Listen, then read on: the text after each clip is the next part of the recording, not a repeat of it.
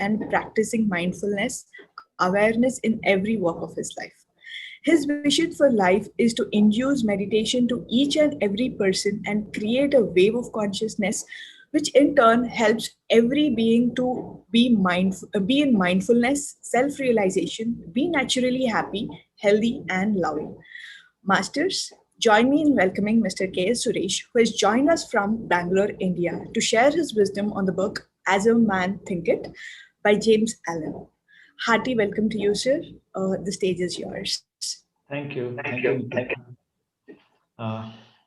Pranams and namaskars to all the masters who have joined in. And I thank the Mahadrashta Trust team, the organizing committee, and the whole of our team who has created this platform, in conducting such a wonderful program, right? So usually we talk about various concepts, or we talk about conducting workshops or doing, many other themes. But this concept of, having sessions based on a book, right? And that is digital dhyana Swadhyaya Yoga, which is given by our Brahmarshi Pritama Patriji, right? So it's a great concept to continue, and then it's a new experience for me also to speak about specific about books and about an authors, and also share it more a practical context or an implementation context, and based on my experiences on these books, and living on this, what do you call, the ideals and a walk of life, so it's good for me to express myself through these sessions and platforms. So thank you very much for joining in. So today we'll speak about a book, Swadhyaya. In the Swadhyaya Yoga, we'll speak about a book. This is called As a Man Thinketh, as said by Nikita. So okay, so I'll be having a couple of slides to talk about it, and then it'll be easy for you all guys to follow. And then we'll discuss, and then we'll also have a bit of Q&As during this session, and then we can have more practical discussions around it, right? Can you just confirm if you all can view my screen, someone? Yes, sir. Okay, yeah, thank you. And yeah. So just to talk quickly about this book, right? This book is, I'm happy to tell you that this book is close to a decade old. So this was published in 1903, and James Allen is a great British philosopher and writer who has written a lot of inspirational books. He has been a poet and a pioneer in self-help movement, right? So self-help movement is all those people, something like a DIY, do it yourself, and experiment on yourself, and gain your own experience. So he has been a great inspirer and writer of books, and then he has lived through 1864 to 1912. Can you just imagine? This book is such an amazing book.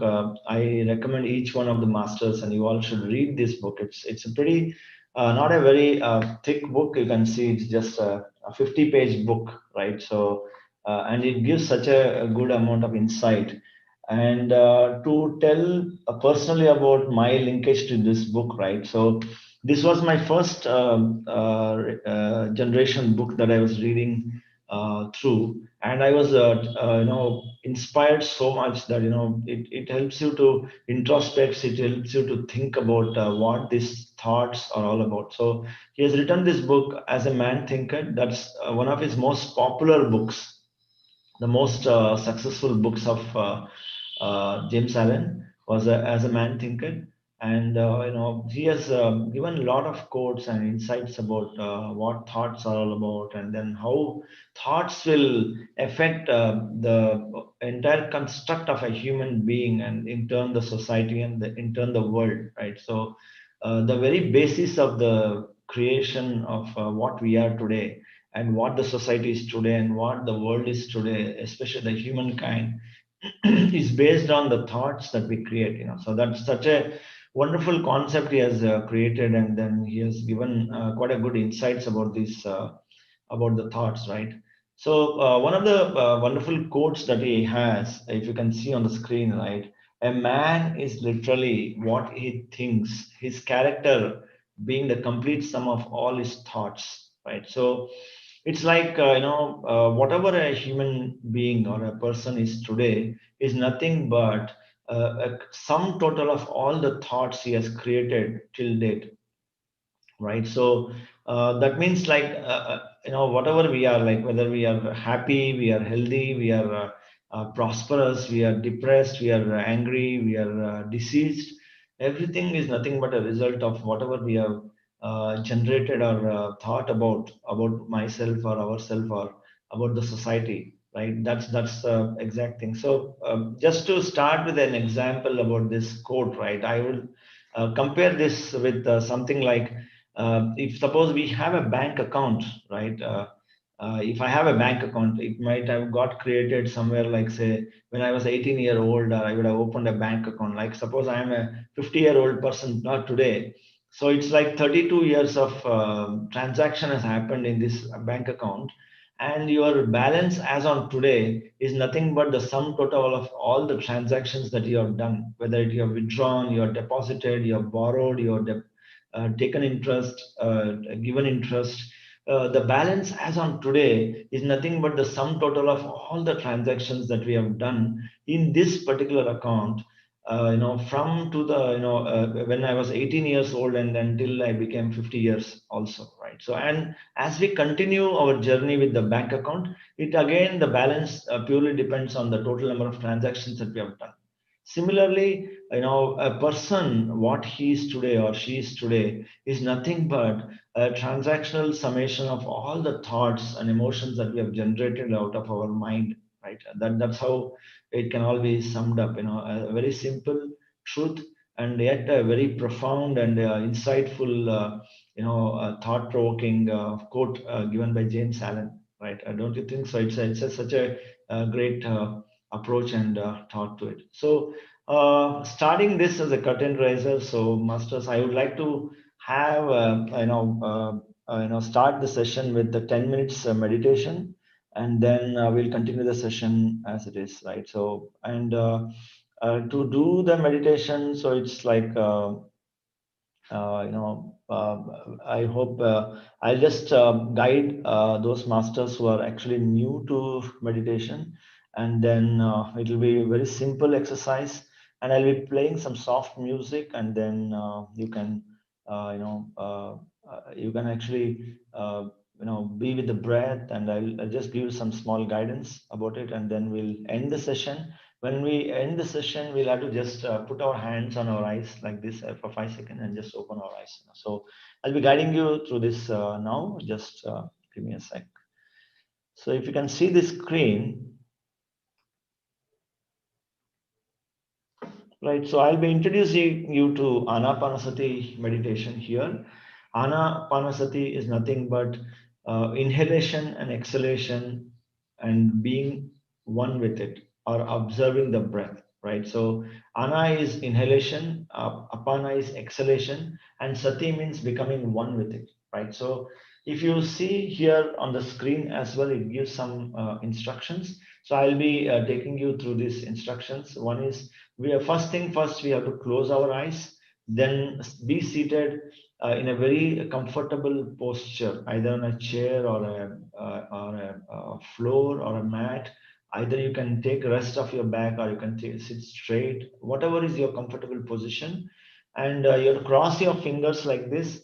And if you're seated on a chair, you can cross your legs like this. So be very comfortable. Remove the spectacles, and as far as possible, darken the room, right? So if you darken the room, you'll have a much better experience of meditation. And here, what we are going to do is, when we say observe the breath, it doesn't mean that,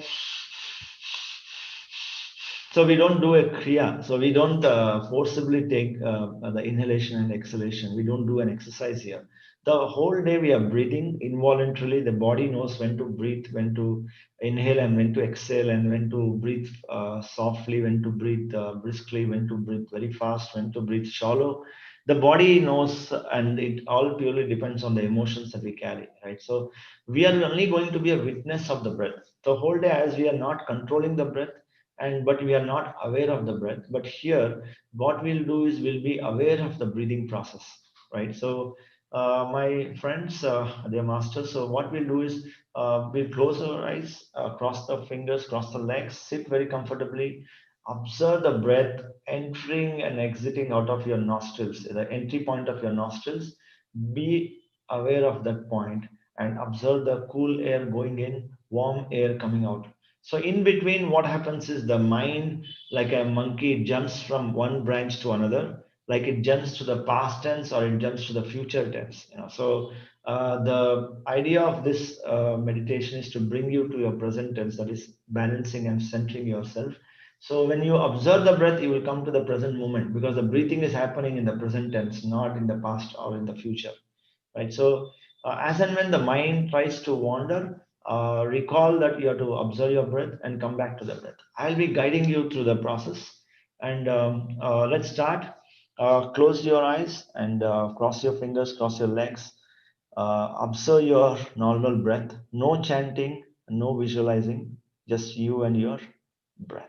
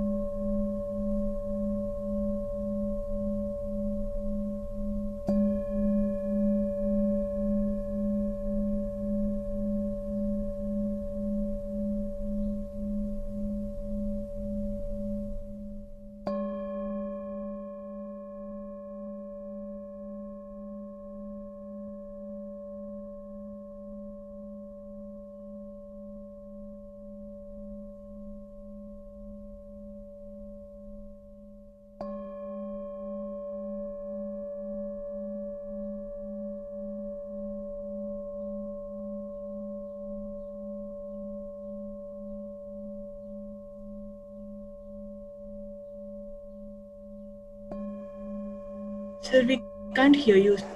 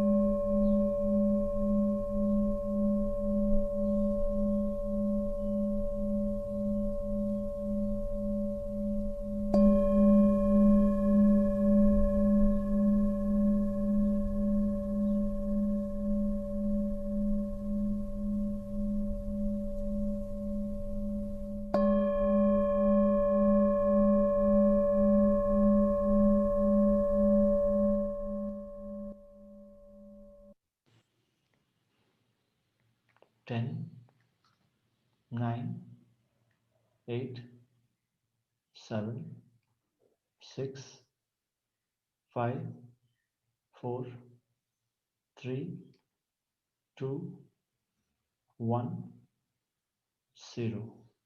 Gently place your hands on your eyes for 5 seconds. 5, 4, 3, 2, 1, 0. Just put your hands down and gently open your eyes. Open your eyes. A big clap, masters. Thank you, everyone.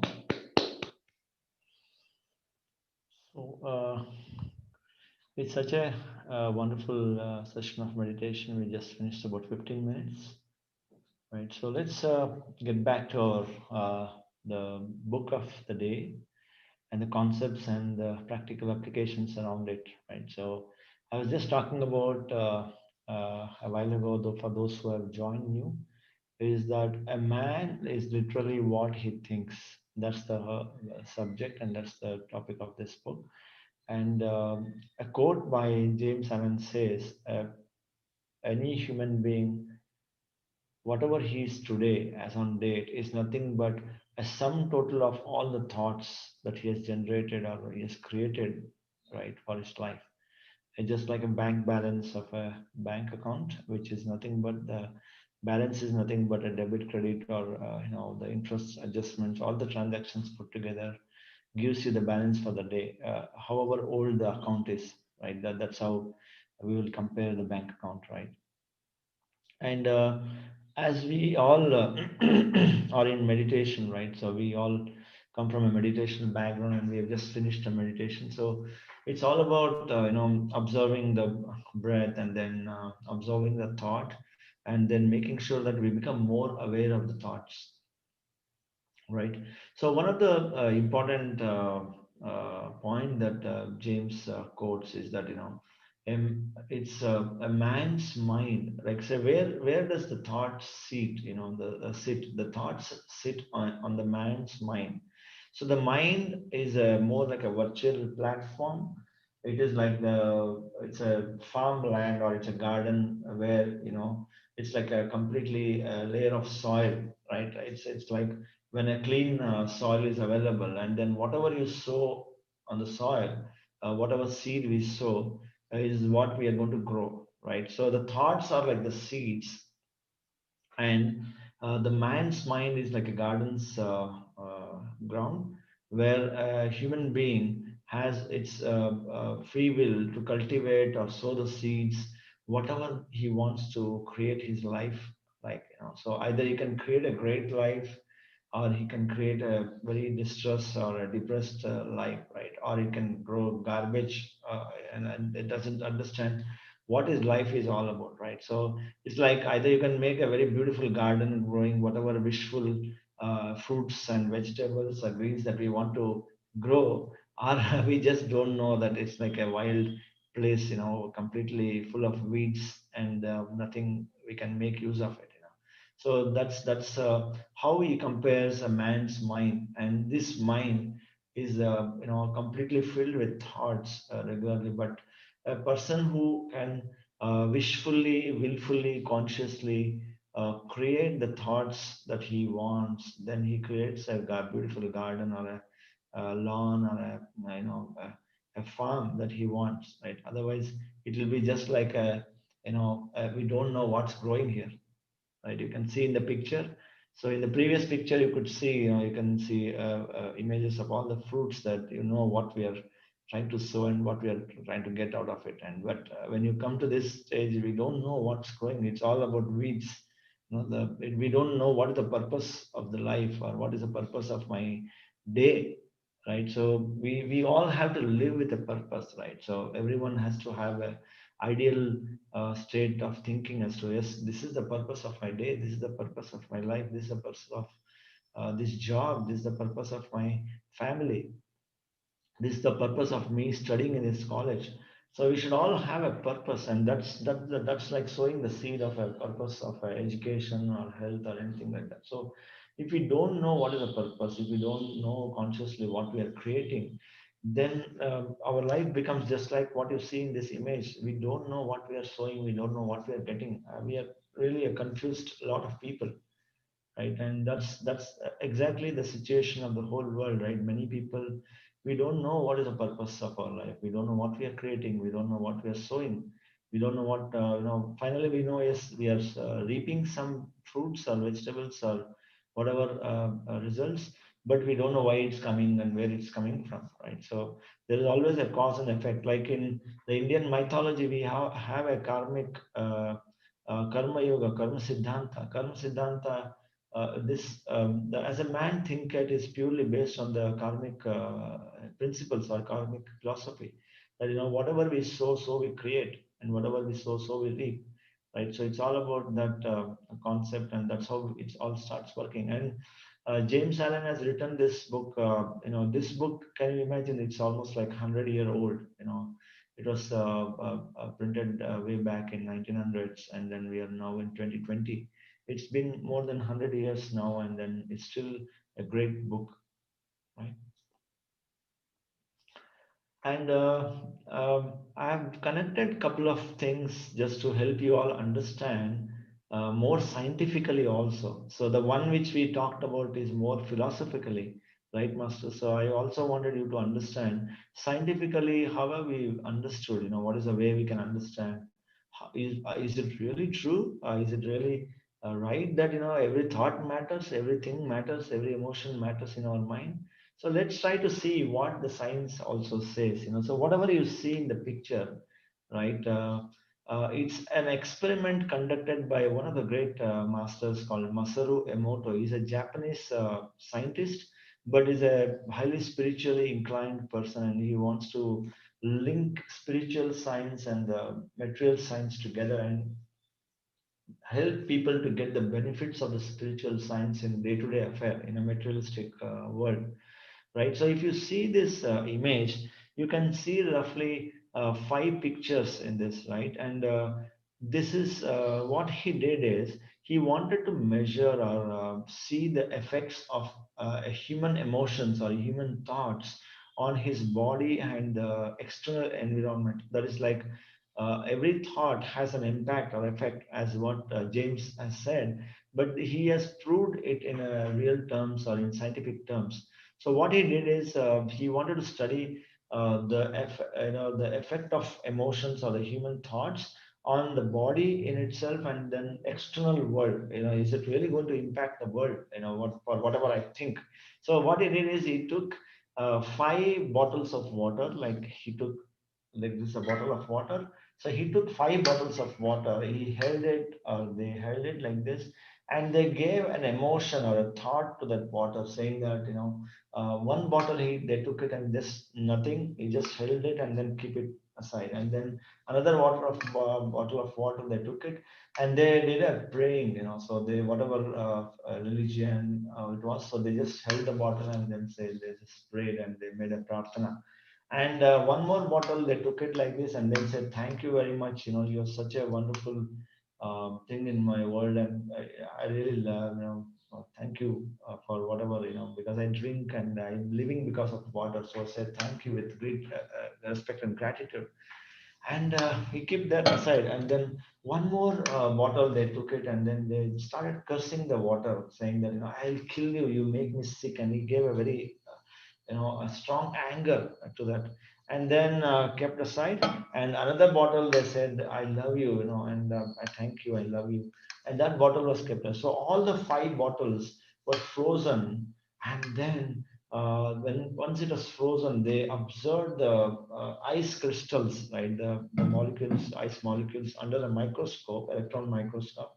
And this is what they observed, right? So just holding the bottle for a moment and giving the emotions or the thought to it and then observing that under a microscope, you can see how the impact is on the molecules, right? You can see for whatever you didn't do anything, it was a different structure. Wherever we offered a prayer, it has a different pattern. And wherever we said thank you, it has a beautiful pattern there. And when we said, "You make me sick and I will kill you," so you can see, it's giving a different effect altogether. And then when we say love and appreciation, right, so it's all about giving that a different pattern altogether, right? So this is how it actually looks like. So just imagine, just a small feed of emotion or thoughts has so much of impact on the water bottle and the water molecules. And we as a person, right, we carry these emotions, we carry these thoughts, and we are made of 75% of water or 78% of water, isn't it? So just like earth has 75, in excess of 75% of water, we are nothing different than earth planet, right? So we also have a lot of water within our body, and whatever thoughts and emotions we create, it has a definite impact on our body. And also it communicates to the external layer, and it shows the impact outside also, like how it impacted the water bottle, it will also impact the environment. So we'll talk more about it, right? So, and it has also been scientifically studied that a normal human brain or a mind generates about 50 to 70,000 thoughts in a day, right? So you can imagine how we are impacting ourselves with these thoughts, which we are creating consciously, unconsciously, through our own conscious or subconscious minds. And imagine what type of impact we are creating on ourselves, and what we are creating on the environment and the society and the world in total, right? So it is very, very important concept to understand. And then this really brings us to the necessity of being creating a mindful world. So observe your thoughts, intentions, and emotions. That's what I can say out of this. And then when I correlate the concept what James Allen speaks, you are nothing but what you are today is nothing but the sum total of all the thoughts. And this experiment actually validates that point, that yes, it depends on the thought, it depends on the emotions we carry, and whatnot. It gives everything what we want, right?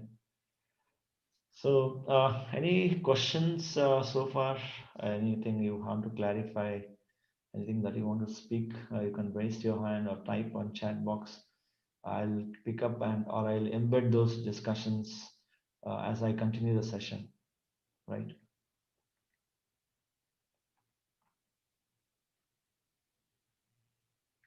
Anything so far? Okay. So let's continue further now on this, right? So yeah, you have something on chat. Okay, thanks.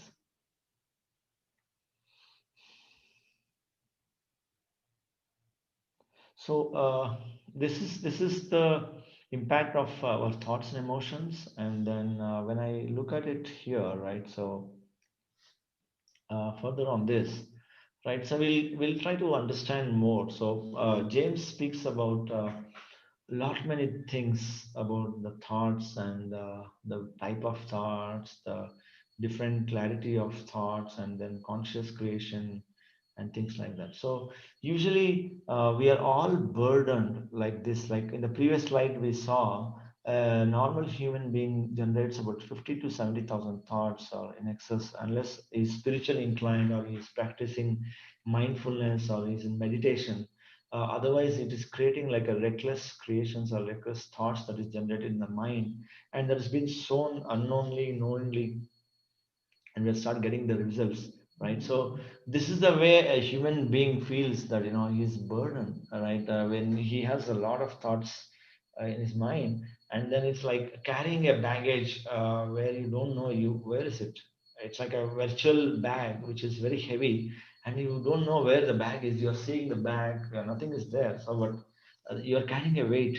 You're feeling that I'm feeling very heavy, I'm feeling very burdened, I'm feeling very stressed or depressed or whatever it is, because we have been creating all these negative emotions, and we usually carry these thoughts, and the society now is built up in such a way, or we are creating the society in such a way that we are talking about anxiety about the future and regrets about the past, and then thinking about bad about others. It's hatred, it's jealousy, it's violence, it's about killing, or it is about talking wrong things about others, right? So all these are actually creating the world we are today, and then we are carrying those burdens and baggage. It's creating a stressful body and mind, right? So this is how it is. And then what it happens is, it actually creates whatever we want, we call it as a health.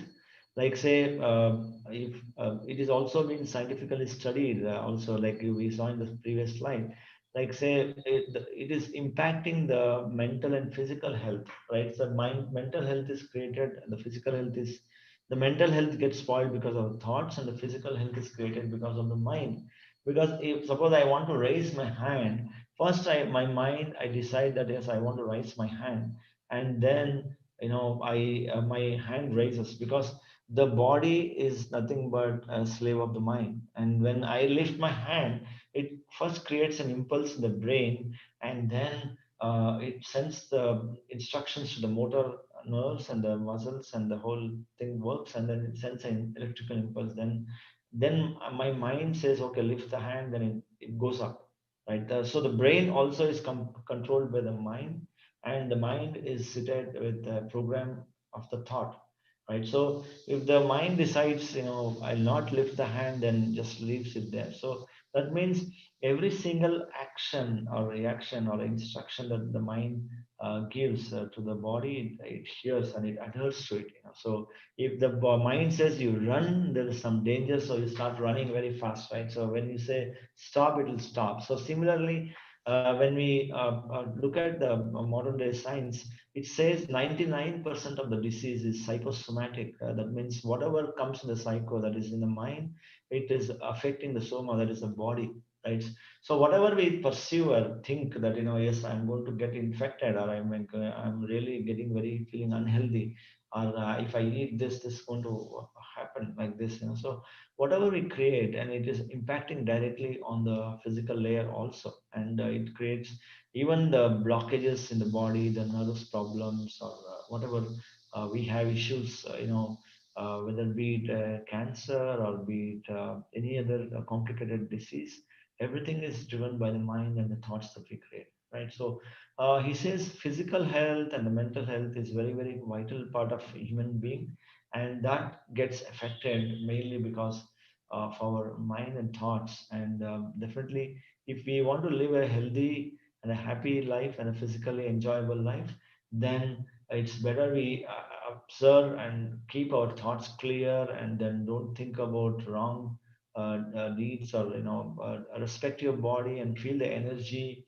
and then always create a thought which gives more happiness and more energy to the body, reassurance, and say, the body has a great potential and very healthy, I'm feeling good. And thank and respect the body, and appreciate every cell of your body, and say, so thank you very much for digesting my food. Thank you very much for making me get all the experiences that I'm getting in this physical body and physical layer, right? So if you have a sense of gratitude, you thank and you appreciate the functions and features of the body, and use it in a justful and rightful way, then the body becomes so healthy and vibrant and energetic, right? So the physical health actually is created by exactly the creating a healthy thoughts also, right? So the body is a slave of my mind, just like I said, lift your hand, it lifts. That's how it is going to be, right?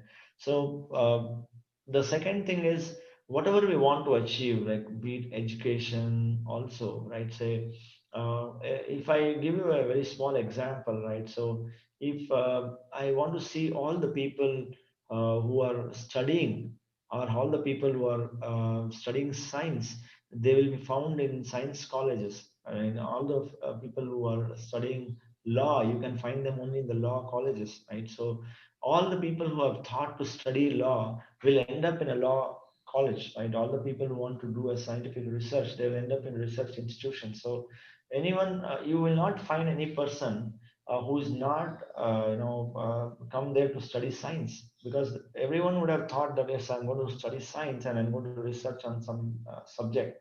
So everyone joins there. So if you go and find, introduce each other and find out, then everyone wants to study science there, right? It cannot be something else, because everyone has thought in a particular pattern and a direction, and everyone has got a certain thought process.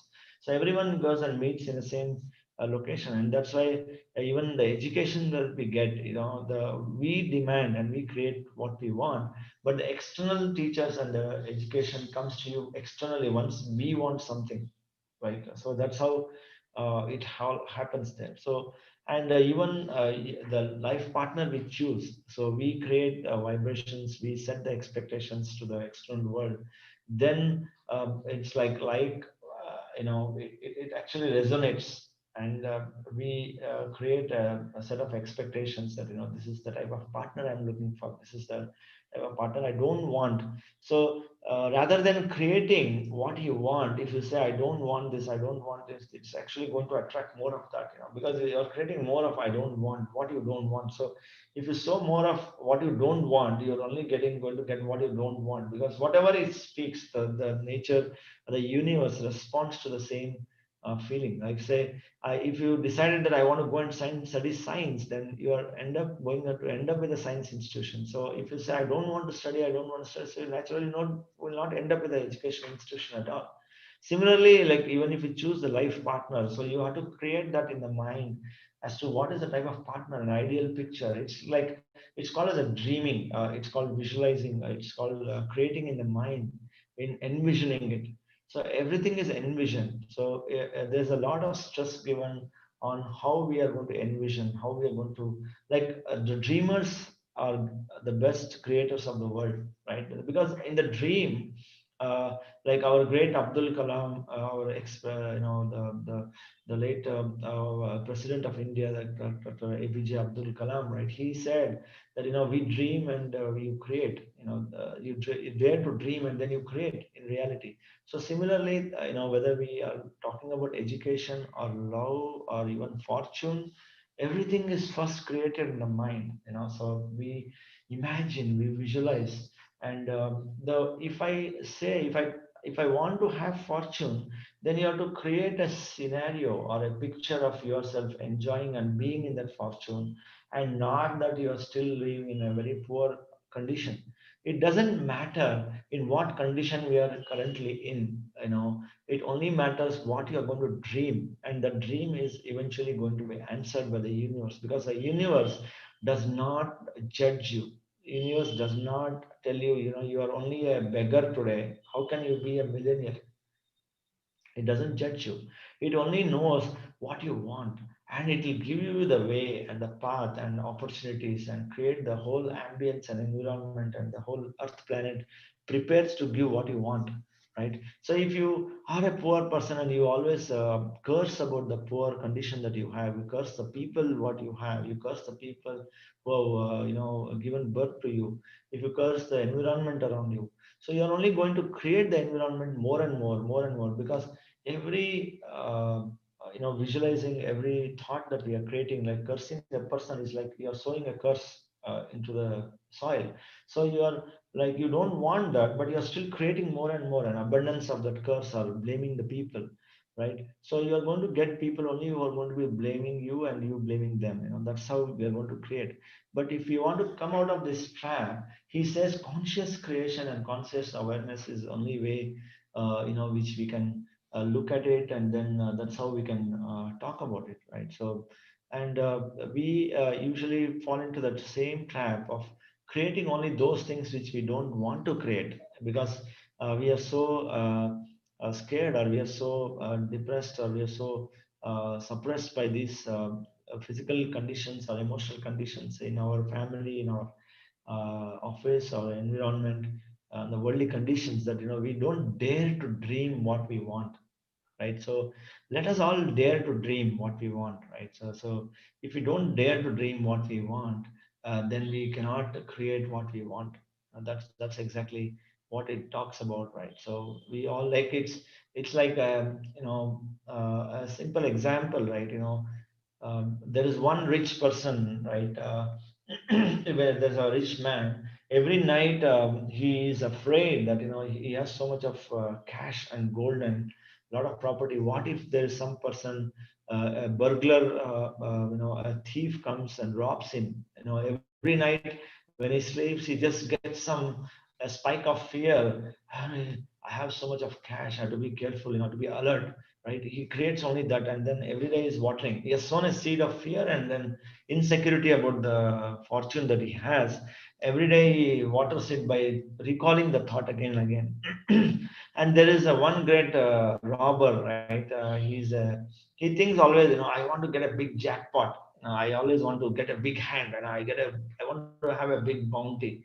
So every day he dreams about the big bounty and creates the thought, and then both the thoughts mature. The rich man gets what he wants, so he gets released from his fortune or wealth, and the robber gets what he wants, whatever he has created, the rich things that he has created, that he wanted a bounty. So when both matures, like when it starts giving the fruits, it gives you the fruits, and then both of them get what they have created for, right? So that's exactly how it is. Every single thought is correlated, and it has a meaning for it. It has a perfect results for every single thought that we create, every single emotions that we generate in our heart and mind, right? So that's very important. It's like a continuously moving weaving machine. So the weaving machine is like a mind, and the design that we feed in the weaving machine, it's like a loom where we want to create a design on a sari or a shirt or a printed material or a sweater. So it's like you have a loom, it's playing up, and then you are continuously feeding a design. So it is a non-stop activity, right? So the mind is like a loom, it's a weaving machine, and then the thoughts are the design that we are feeding out of our thoughts. And based on the design, the output actually changes dynamically. It can give you a flower, it can give a picture of a dragon, or it can change the colors of the threads, or it can change the size of the design, smaller, bigger, more dense, or more scarce, and the type of thread that it takes and selects. The loom can do all the changes, right? It's like the mind can do whatever it changes to, the thought tells it. And based on what the mind and the thought creates, the body and the environment around us acts according to the design that we have created, right? It's a perfect, we are creating the design every minute, every thought. Like even if you are, like, say someone comes and cuts your hand, or you meet with an accident, so it's not a coincidence, it's a perfectly planned, it's a perfectly designed creation that we have created.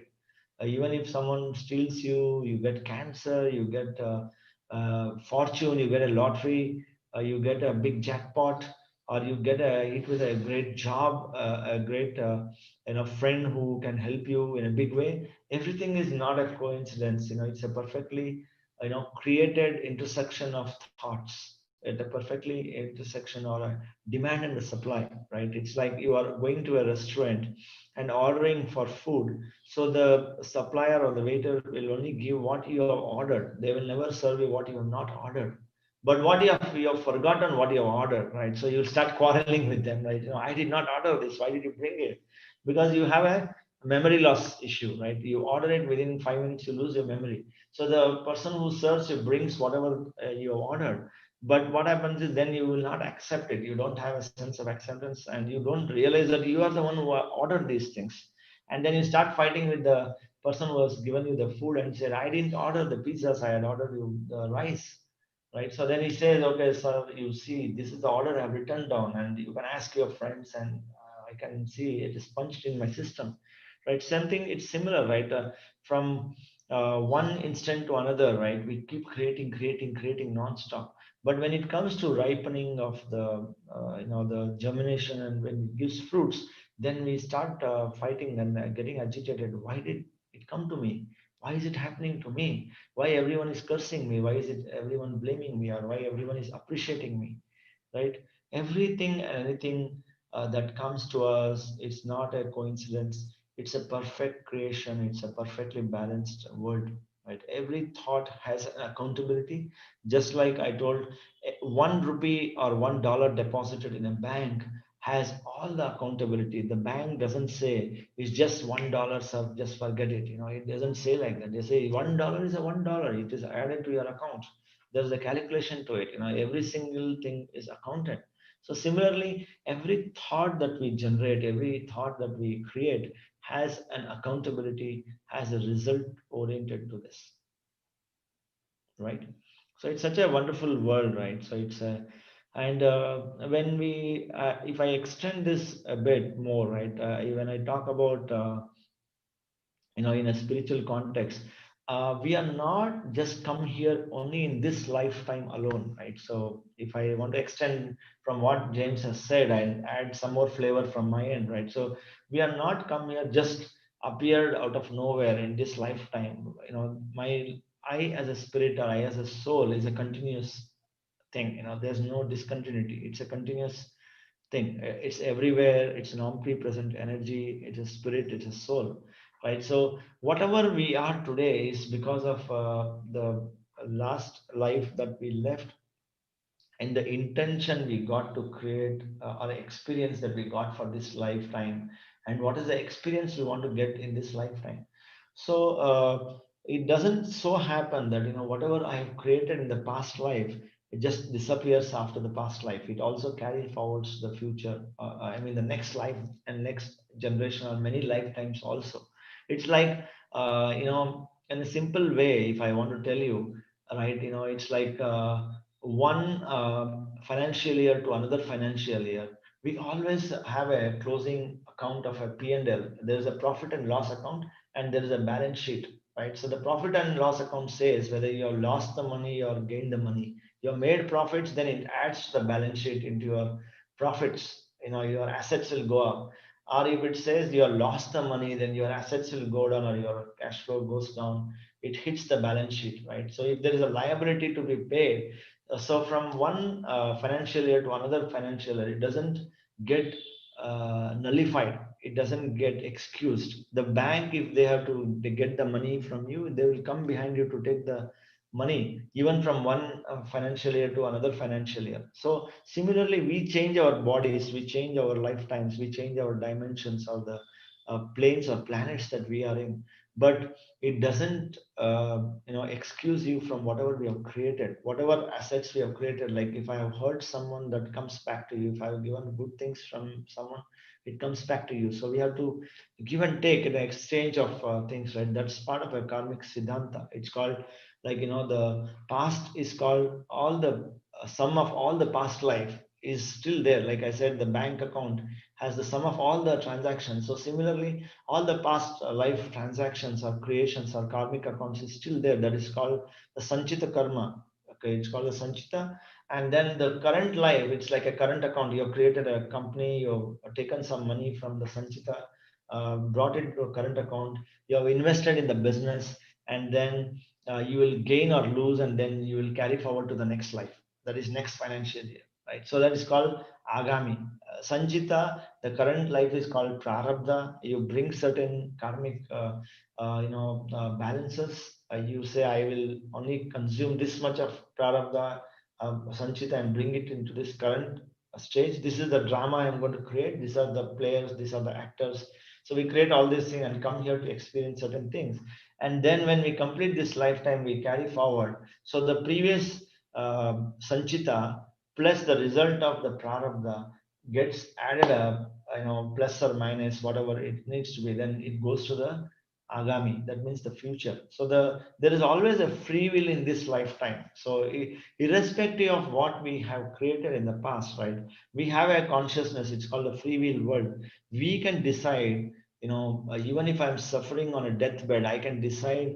I can read a book. I can listen to music. I can enjoy and start smiling. I can crib and cry, and I can curse people for whatever you are, right? So the choice is a free will, right? So whatever the choice is, if I'm not aware of this particular moment of creating a choiceful life, then it is always going to be a vicious trap of creating all misfortunes, ill health, depression, relationship problems, whatever the world is seeing today, right? All the anxieties, the hospitals going up, ill health, the insurance companies are going up, there's more terrorism. So all this is created because we are all thinking about it. So we all have a choice, like we all meditators have a choice. We have made a choice that we are going to meditate, we are going to reduce the density of our thought, and we are going to be conscious about what we are creating. So it is a choice, right? And I'm, what come what may, I'm going to be happy. I'm wear a smile on my face, right? So I'll wear a smile on my face. I'm going to thank for every single thing that's happening in my life, whether it's good, bad, ugly. I'm going to take it equal. So I'm going to thank the whole universe for giving me this platform to play my role, right? So the choice is mine, right? So that's how the life is. And we are the creators. We create our own realities. That's what our great Patri sir says, right? So we create our own realities, and we create our own life, right? So we are the masters. That's how it is, right? So any I hope I'm more uh, in a flow, and then hope it's making sense to you all. And if you have any questions, you can stop me, or otherwise we can continue. I'll just hold on for a few seconds. If you have any questions, you have any queries.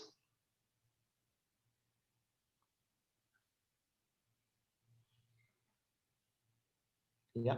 Okay. So let's carry on, friends and masters.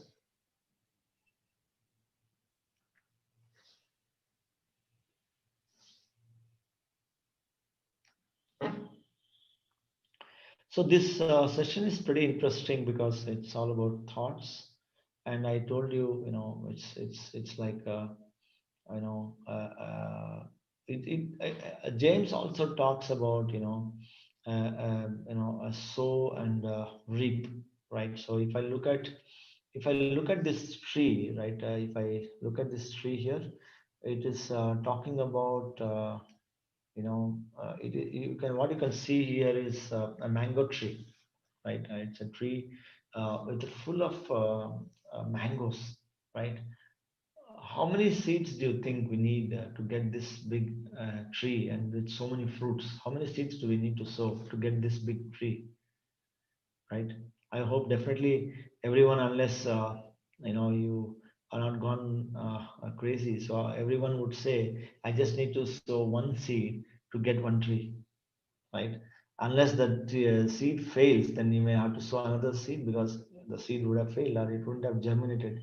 So for all the seed that is actually that is possible to germinate, we just need to have one seed to get one tree like this, and that one tree can give you hundreds and thousands of fruits, and it can keep giving, right?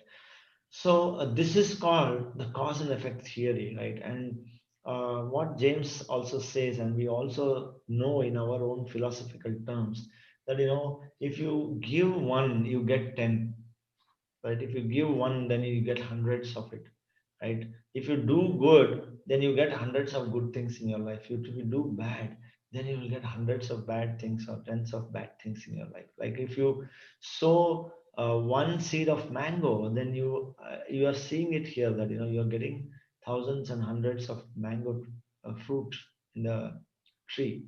So isn't it so wonderful, right? Even in the thought also, it also impacts in the same way, right?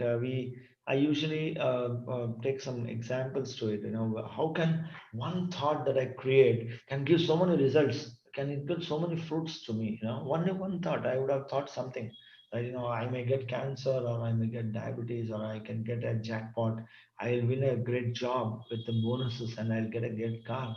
So whatever it is, right? And one thought will give rise to thousand after effects and thousands are after effects of the thought that we create, right? Say it's like a person thinks, like say there are two brothers, right? Who has a mother of about 35-year-old brother, and an elder brother of 45, and the mother is about 65, assume like that, right? So they all go to have their mother checked with a doctor, but she has three good friends. One is diabetes, one is blood, the BP, and something like arthritis. She has three great friends, and they all go to the doctor, and then the doctor says, look, guys, your mother has three great friends, right? And your father had four friends, right? So you rather be careful. Your father also had a heart problem, so your mother has three problems, your father had four. So it looks like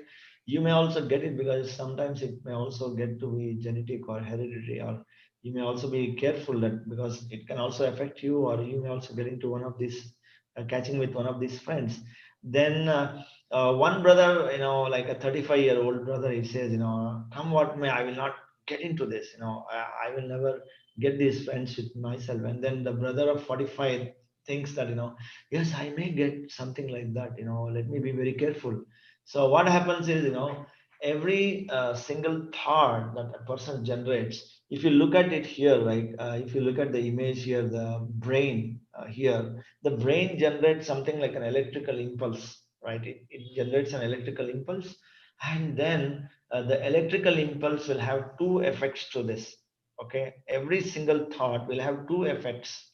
Okay, one is called, in technological terms, one is called as a wired effect, the other one is called as a wireless effect, right? So the wired effect is the one which is an electrical signal that flows through your body. So you have nerves in your body, right? You can see this, the wires that goes and controls literally every single organ, every single body part is controlled by the nadis, the electrical impulse that flows in the nadis, that actually makes you to operate your hand, listen, walk, talk, chew, see, speak and sing, dance, jump, everything. So everything that needs a connectivity through the nadis. That is called the etheric body of the connecting nodules, the neurons, right? So every nerves are again drilled down into neurons. So there are a lot of signal carrying, impulse carrying, instruction carrying mechanism of the body, right? That is all called as a wire. You all must be knowing, right? Your tube lights, your fans, they are all connected through wires. Once you switch on, then the fan will turn on, when the tube lights may turn on, or the geyser may turn on, right? So that's called wire effect. And you all know you have a mobile phone, so we all use this. It's called wireless, isn't it? So we don't have to teach everyone what is wired and wireless, right? So we know, right? So when we generate a thought, like I was telling you about we generating 60,000, 50,000, 77 thoughts. So every thought will give two results. One is called wired result that will impact your body, and the other one is called a wireless effect. So if the brother has thought, like, a 45-year person, he thinks that, yes, I may be diabetic someday, right? Then that body, as I told you, the body is a slave of your mind. Then it says, okay, Baba, I listen to you, master, I will be a diabetic. It's like sowing a coconut sapling. You will put a coconut sapling, so it will give you results in 5 years. It will give you so many coconuts. So something like diabetes also is like a coconut tree. After 5 to 6 years, the body will become diabetic, right?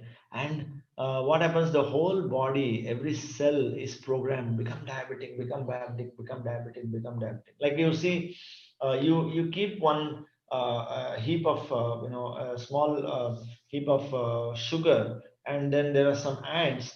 Then the moment it sees the ants, you will see every ant will carry one granule of sugar, and then they keep carrying to their more, right? So similarly, if you see, after some time, you will see a big line of ants carrying, a white crystal of sugar, and then you can see it's such a beautiful pattern. Similarly, our cells and the neurons in the body is no different than an ant group. Every cell is like a soldier. It just listens what's the mind commands, and it says, okay, Baba, I'll do it. Okay, sir, I'll do it. Okay, boss, I'll do it. It's like a genie just listens to the master, right? So the whole body cell starts vibrating, getting programmed to become a diabetic, right? So, and just imagine, the universe is so beautiful, right? It just listens, it doesn't judge you. Like, if you talk about a fire doesn't have its own polarity, or negative or positive. If you use it for cooking, it is good. If you use it for burning someone, it is bad. It itself is not negative or positive. So the universe also doesn't judge you. It only knows, okay, tatastu. It gives, only blesses whatever you wish, it will give you. So the person who is like 45-year-old, he has wished that he will become a diabetic, right? So it gives unconditionally, it gives unconditional love. It just says, whatever you want, take it, it's there. So what happens is, it sends a signal to if you look at a hospital, a person who is building a hospital, you ask him, why you are building a hospital? He says, some diseased person will come. So if you ask a factory who is manufacturing syringe injection, so they'll say, someone needs it. I'm manufacturing syringe. And if I ask someone who wants manufacturing bed, or bricks and stone walls, and windows, and then all the thousands of people who want to build the building, they just don't know. They say, I'm building a hospital. We don't know. There's someone who is going to come here. So when the person's demand gets matured, then the hospitals are created, then there's a medicine created, there's insulin created, and there's job for so many people, right? So just one single thought, you can imagine how many results it's giving, how many fruits it's generating, right? So it's such a wonderful world, right? So every single thought has accountability, every single thought gives you results. But some thought may be slow in manifesting, some thoughts may be fast in manifesting. Like, you grow coriander, it just comes within a month, right? If you take some wheat granules, and then grains, and then sow it, it gives, it germinates within a few days, it gives you green grass, right? Or if you sow a mango tree, it takes many years. So it depends on the intensity of our thought and emotion that decides the time difference between our creation to manifestation, right? So it all depends on the intensity of the brain wave, the intensity of the emotion. Like say, if you're so angry about a person, you just want to go and kill that person, or if you're so crazy about a person, you just want to go and hug that person, right? If you're so intense about that thought, if you're so crazy and mad about the creation, the creation happens very fast. And if you are so afraid of certain things, and literally you may fall dead right on the spot, because your heart can stop pumping blood, because you are so shocked and you are so intensely impacted by the thought of a snake coming and biting you. Just because of the fear, you may collapse on the floor and you may die of a heart arrest, right? So that's how impactful the manifestation can be, right? If you are so choked, right, and so affected because of fear, you may die instantly. So the manifestation has happened instantly, right? So if you have a slow poison, right, a slow death, a strong poison is strong death, immediate death. Similarly, a nectar or a poison, right? It doesn't matter, right? It just creates. It doesn't judge, whether it's male or female, positive, negative, black and white, sun and moon, gold and silver. It doesn't matter, right? It is all created. Whatever we want, it doesn't look at the polarity of good, bad, negative, positive. It doesn't really matter here. So it all depends on what we sow, like whether you sow a bitter gourd or sweet watermelon. It just grows.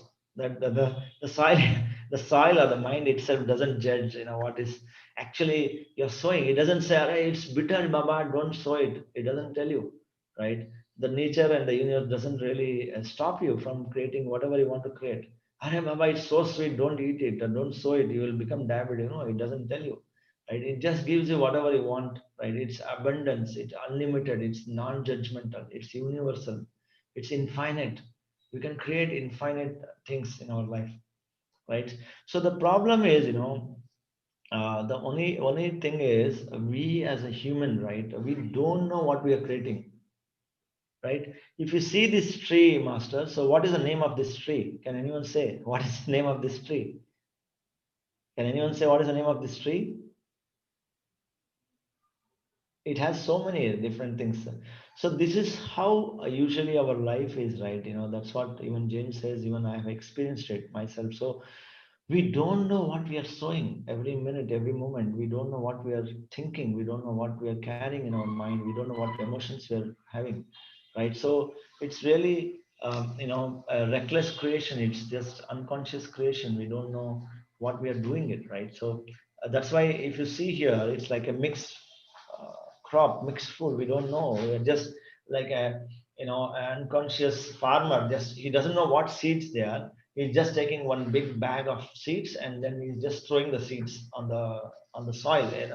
It's like what will you call those farmers? It's a mad person. He doesn't know what he's sowing. Then he's going to also get that result, right? So we also the humanity has turned out to be like mad farmers. They are sowing the thoughts recklessly, unconsciously, and that's why we are creating the world the way it is today. It's a wave of unhealthy things, a wave of all the unrest, a wave of all the terrorism, the wave of all these mafias, whatever our political system. We are responsible for it. We people, we our thoughts, our collective thoughts. And just like I want to sum it up here that just like James says, a man is literally the sum total of all the thoughts.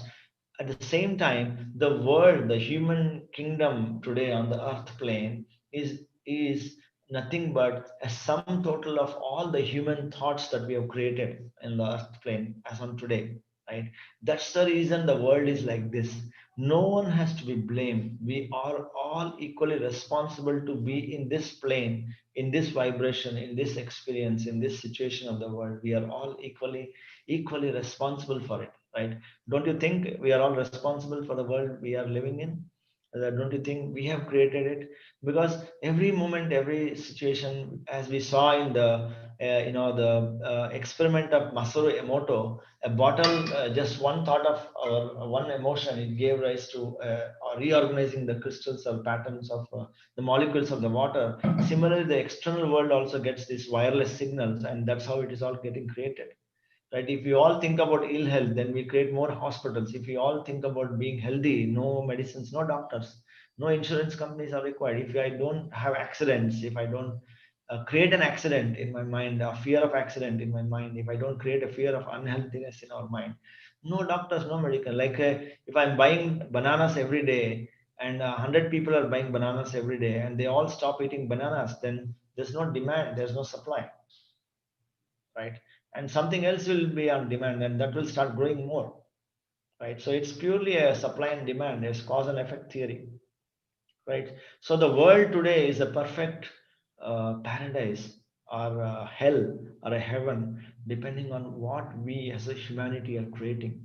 So that's why we as a human, right? I would call that as a thought pollution that we are creating, right?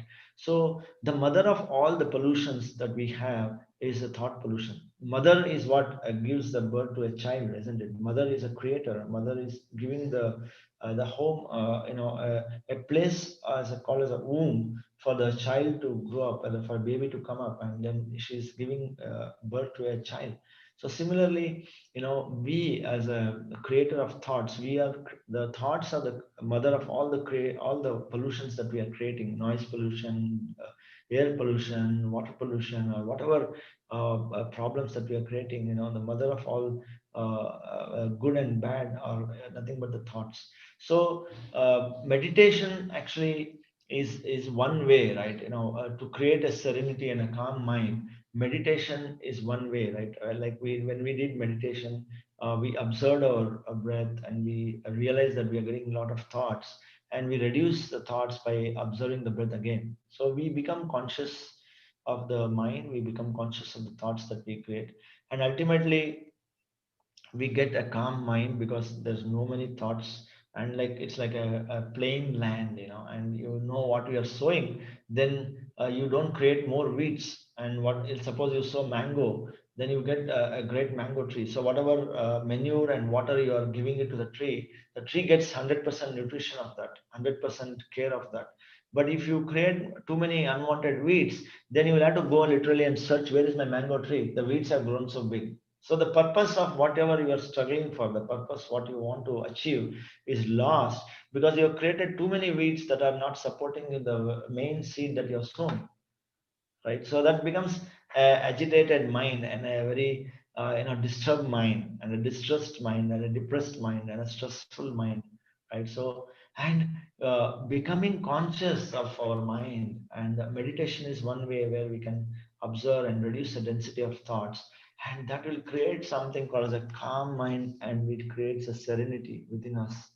We become more serene and become more calm and peaceful and pleasant, right? So ultimately, the solution to the world today is a calm mind is required, and to achieve the serenity, right? So let's all target and progress towards achieving a calm and a pleasant mind, masters. And then and if you actually when we achieve awareness of thoughts, and when we achieve a calm mind and become more conscious, more mindful about every single thought that we create, like we call it as a enlightenment or awareness, like of a mind which is like a home. Like, come back to your mind, come back to your home, right? That means we all say, right, come back to yourself, come back to your mind, come back to your home.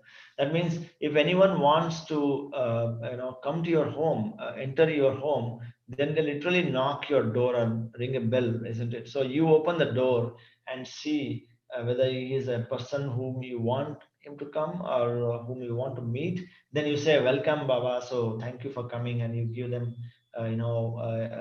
coffee, tea, or snacks, or lunch, or dinner, right? If you want get to know that this person is not the person you are expecting, then you say, no Baba, you please carry on, I don't need you, and then you close the door. So that's how our mind should be, where a thought knocks on your mind and says, can I come, right? So that's called enlightenment. That's an enlightened society, right? It's like I would say it's like a Six Sigma of thoughts. Like Six Sigma is like you create one in a million, right? If you produce million thoughts, one thought you should not be aware, then you call Six Sigma you achieve Six Sigma black belt on your mind status, then you become Buddha, you become enlightened, because every thought you are aware, every action, every emotion you are aware of, right? So that's called enlightenment, awareness, or mindfulness, right? So, and when we become more aware, more and more getting aware of it, more and more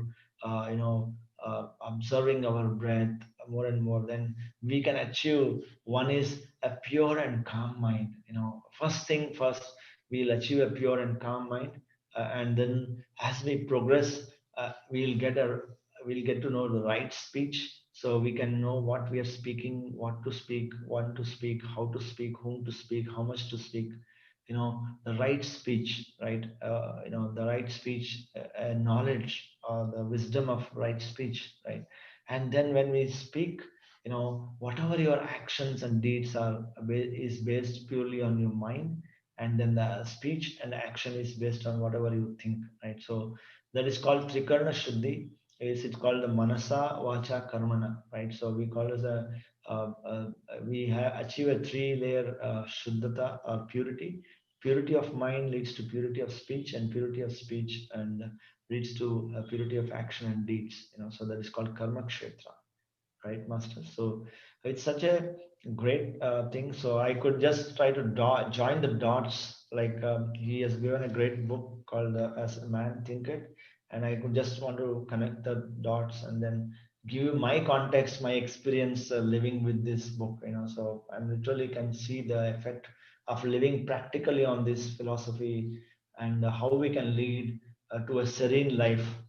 How we can actually understand our thought like a seed, and we can generate more and more the results that we want, right? So, and finally, meditation is the way to awareness of thoughts and conscious creations of the world, right? So I wish every one of us, each one of the masters here, meditate, and then teach meditation and spread meditation and awareness to the whole world, right? That's my wish, and that's exactly what we all want to achieve in our real life situation, right? So that brings to the final slide, or the topic of the day, right, Master? So I'm up for question and answers if you have anything for me.